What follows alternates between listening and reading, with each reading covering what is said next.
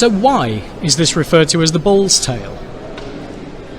Each Egyptian god and goddess, every Egyptian deity, usually had a human form, an animal form, and sometimes a mixed form between the human and animal form, such as we see in such gods as Horus, depicted as a human, but sometimes with the head of the hawk. In the case of Anubis, we see his human form with the head of the jackal.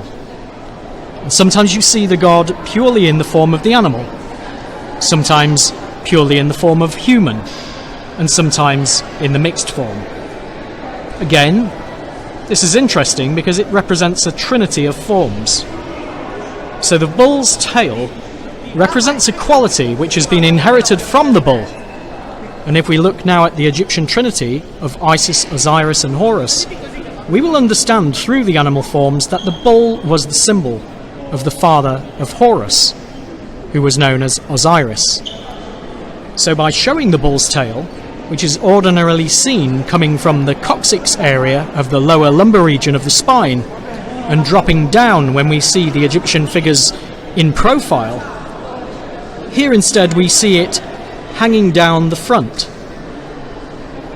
But the Egyptians were masters of the use of puns, and so, for example, we see the bull's tail hanging down the front, and they would sometimes use auditory puns and sometimes visual puns. So the bull's tail hanging down the front shows that Horus, the son of Osiris, has inherited the tail of the bull, which can be seen as a sexual metaphor and a sexual pun. For the bull's tail, the bull represented Osiris's father, who has the power and fertility of the bull.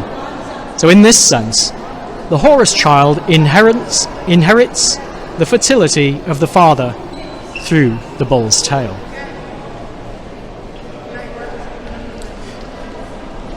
The next thing that we can place our attention upon is the necklace.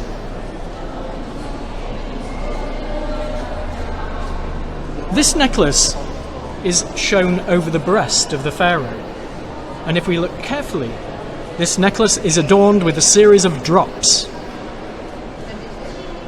Now these drops are known as the teardrops of Isis, or the tears of Isis, which once again connect with the myth of Isis, Osiris and Horus.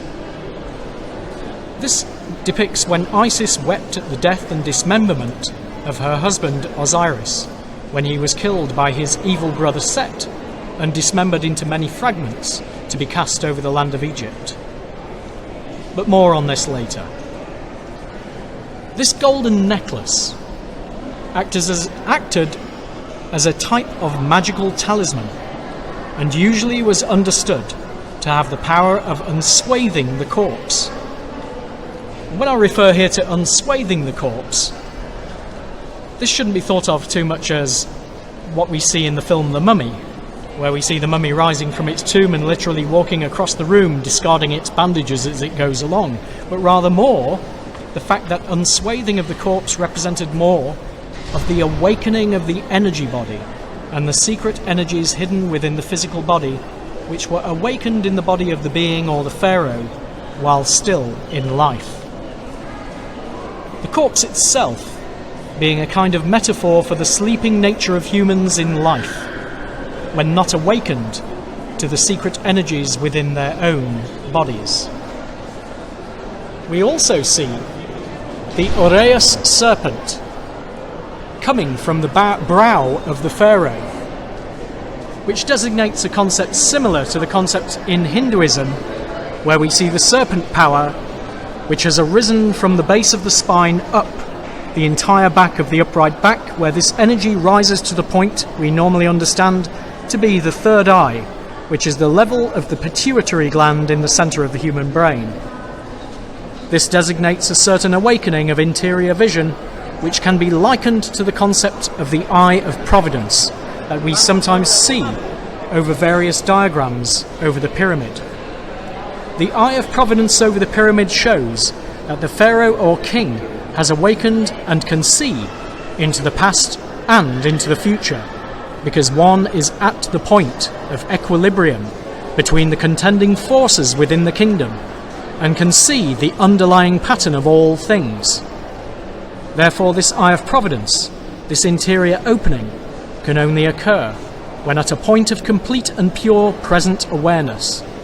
For all exterior phenomena will only be an appearance of Maya, and is in this appearance of Maya that all forms and patterns can be seen for what they truly are, and this may be deemed to be objective awareness or awakening, as Buddha would have named it. The Pharaoh, therefore, in the state of objective awareness, collapses time, and as such becomes at one with the verticality of the heavenly energy which connects the heavens and the earth.